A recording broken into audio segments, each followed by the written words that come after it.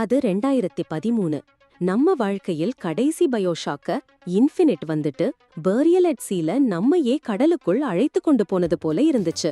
ஆனா அதுக்கு பின்பு 12 வருஷமா அமைதி. ராப்சர், கொலம்பியா, எலிசபெத் எல்லாம் மௌனமான நினைவுகளா மட்டும் மீதி.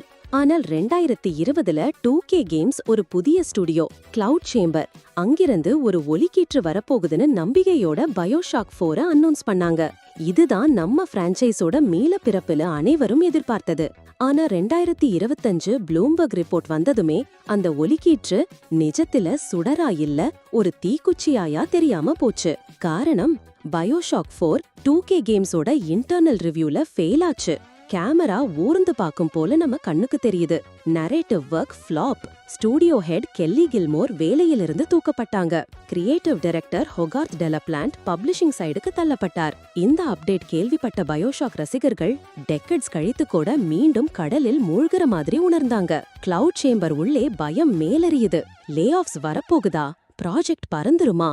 அஜைல் ஆகணும்னு சொல்ற மேனேஜ்மெண்ட் அது டெவலப்பருக்காக இல்ல, அதுவே ப்ராஜெக்டை மெலிய காண்பிக்கிறது போல இருக்கு. இன்னும் வருத்தமா என்ன தெரியுமா, ஒரு பயோஷாக் ரீமேக் கூட டெவலப்மெண்ட்ல இருந்தது, அதையும் கேன்சல் பண்ணிட்டாங்களாம்.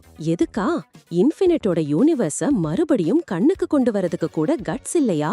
ஏன் இந்த கலக்கம், ஏன் இந்த தோல்வி? ஒரு AAA ஸ்டூடியோ பையில் இருக்கும் டேக் 2வோட ராஜகீரிடமான பிரான்சைஸ் அதுவே இப்படி வீழ்வதா? ஒரு குட் கேம் ஆல்ரெடி இருக்கு, ஆனா கிரேட் ஆகணும்னு சொல்றாங்க. ஆனா இது மார்க்கெட்டிங்கோட பொய் மேடை மாதிரி இல்லையா?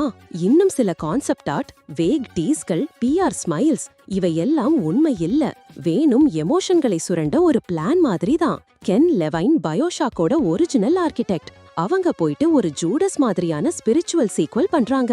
அதுல கூட பயோஷாக்கோட ஷேடோ தெரியும். ஆனா ஐரணி என்னன்னா, நம்ம எல்லாரும் அஃபிஷியல் பயோஷாக் 4 காத்துக்கிட்டு இருக்கிறோம்.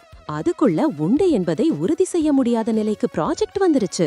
இந்த இண்டஸ்ட்ரியோட மிகப்பெரிய துயரம் என்னன்னா ஃபால்ஸ் ஹோப். நாம காத்து கிடக்கும் கேம் இப்போ ஒரு டிஜிட்டல் மிராஜ் மாதிரி தான். ஒவ்வொரு பயோஷாக் ஃபேனுக்கும் இது ஒரு நொஸ்டால்ஜிக் வூண்ட். நாம கேம் எதிர்பார்த்தோம், ஆனா இப்போ அது ஒரு கோஸ்ட் டவுன், ஒரு தேவதையின் இறுதி நினைவுகள். உங்களுக்கு சத்தியமா சொல்றேன், இந்த பயோஷாக் 4 ப்ராஜெக்ட் மீண்டும் எழுந்து வருமா தெரியாது. ஆனா இப்ப சொல்ல வேண்டியது ஒன்றுதான், there's always a lighthouse, there's always a man, there's always a city. ஆனா சில சமயம் சீக்வல் இல்ல, அந்த சிட்டி, அந்த மேன், அந்த லைட் ஹவுஸ் எல்லாம் நினைவுகளில் மட்டும். நீங்க என்ன நினைக்கிறீங்க? பயோஷாக் மிஞ்சுமா, இல்ல இந்த ப்ராஜெக்ட சீலவே புதைக்கலாமா? உங்கள் கருத்தை காமெண்ட் பண்ணுங்க. BioShock dead or not? நான் ஒவ்வொரு கருத்தையும் வாசிக்கிறேன். இந்த வீடியோவை உங்கள் எல்லா கேமர் நண்பர்களுடனும் ஷேர் பண்ணுங்க, லைக் பண்ணுங்க.